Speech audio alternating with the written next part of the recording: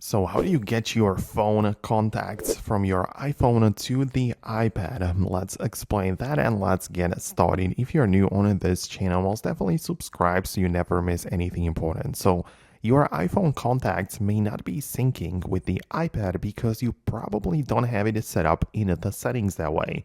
So both on your iPhone and iPad, you need to open up the settings app like this, tap on your profile at the top of the settings page, go to iCloud and make sure that the contacts application has the green toggle next to it, meaning that all of the contacts are synchronized on both the iPhone and iPad, right? So if you add a new one on iPad, it will appear on the iPhone and the other way around as well.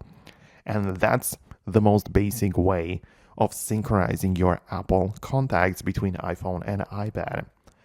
One caveat though, you might also be using different accounts with your contacts, right? So on your iPad, go to the apps section at the bottom of your settings page, find the contacts app for specific settings for it, and then click on accounts. And you have the ability to sign in with a different account.